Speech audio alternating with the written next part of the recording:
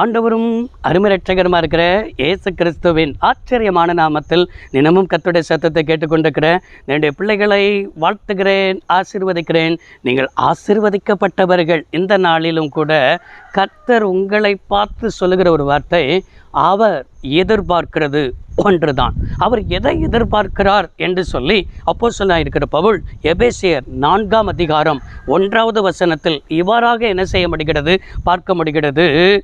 கர்த்தர் நிமித்தம் கட்டுண்டவனாகிய நான் உங்களுக்கு சொல்லுகிற புத்தி என்னவெனில், நீங்கள் அழைக்கப்பட்ட அழைப்புக்கு பாத்திரவான்களாய் நடந்து என்று சொல்லி சபைக்கு பவுல் எழுதுகிறார். இன்றைக்கு உங்களுக்கும் ஆண்டவர் சொல்லுகிறார். என்ன சொல்லுகிறார்? நானே கர்த்தர் நிமித்தம் கட்டுண்டவனாக இருந்தாலும் நான் உங்களுக்கு ஒரு புத்தியை சொல்லுகிறேன். என்ன புத்தியை சொல்லுகிறேன் என்றால், உங்களை ஆண்டவர் அழைத்தாரே, அந்த அழைப்புக்கு நீங்கள் பாத்திரவான்களாய் என்ன செய்யணும் சொன்னால் நடந்துன்னு என்ன செய்யணும், ஆலோசனையாய் புத்திமதியாய் சொல்லுகிறார். இன்றைக்கும் உங்களுடைய வாழ்க்கையில் நீங்கள் நன்றாய் விளங்கிக் கொள்ளணும்.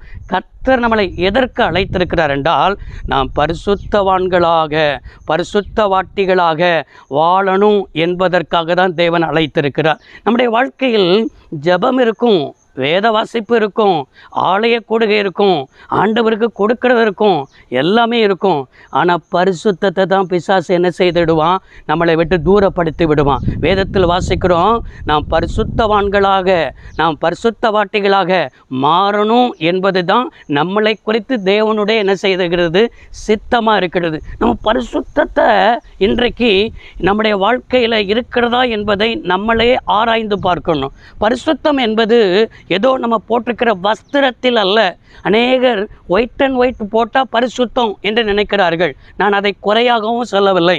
உங்களுடைய பரிசுத்தம் உங்களுடைய நினைவில் பரிசுத்தம் வேணும், உங்களுடைய பார்வையில் பரிசுத்தம் வேணும், உங்கள் பேச்சில் பரிசுத்தம் வேணும், உங்களுடைய நடக்கையில் பரிசுத்தம் வேணும், உங்கள் இருதயத்தில் பரிசுத்தம் வேணும், உங்கள் செய்கையில் பரிசுத்தம் வேணும். இதெல்லாம் பரிசுத்தத்தை என்ன செய்யணும், வெளிப்படுத்தணும் என்று ஆண்டவர் எதிர்பார்க்கிறார். உங்களை பரிசுத்தவான்களாக உலகம் பார்க்கணும்.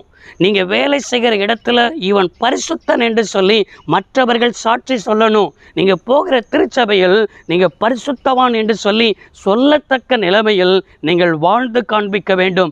ஆவிக்குரிய வாழ்க்கையில் என்பது நாம் என்ன நினைக்கிறோன்னு சொன்னால், மற்றவர்களுக்கு முன்பாக தன்னை பரிசுத்தமாய் காட்டிக்கொள்வது இல்லை என்று சொன்னால் நடிக்கிறது என்று சொல்லி நினைக்கிறோம். அநேகர் நடித்து கொண்டு தான் இருக்கிறார்கள். ஆனால் இருதயமோ ஆண்டவரை விட்டு தூரமாக இருக்கிறது. இருதயமோ பரிசேயர்களைப் போல வெள்ளையடிக்கப்பட்ட கல்லறையாக என்ன செய்யப்படுகிறது, காணப்படுகிறது.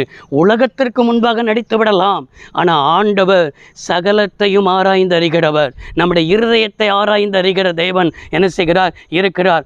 எனவே தான் தேவன் என்ன செய்கிறார் என்று சொன்னால், அவர் எது எதிர்பார்க்கிறார், அவர் எதிர்பார்ப்பதெல்லாம் ஒன்று தான். அவர் எதிர்பார்ப்பது ஒன்று எது, அதுதான் பரிசுத்தம். அந்த பரிசுத்தத்துக்குத்தான் தேவன் அழைத்திருக்கிறார், நம்மளை அசுத்தத்திற்கு அல்ல என்பதை விளங்கிக் கொள்ளுங்கள். அதே எபேசியர் 4ஆம் அதிகாரம் 12வது வசனத்தில் சபை பக்தி விருத்தி அடைவதற்காக சில என்ன சின்ன அழைப்பை சொல்லுகிறார். எபேசியர் 4:13 வாசிக்கிறோம், சிலரை அப்போஸ்தலனாக, சிலரை தீர்க்கதரிசியாக, சிலரை சுவிசேஷகனாக, சிலரை மேய்ப்பராக, போதகராக தேவன் ஏற்படுத்தினாராம். இதெல்லாம் அழைப்பு. இந்த 5 வகையான ஊழியம் உண்டு. இந்த 5 வகையான ஊழியமும் எதன் அடிப்படையில் தான் இருக்கணும்னா, சபை பக்தி விருத்தி அடைவதற்காக.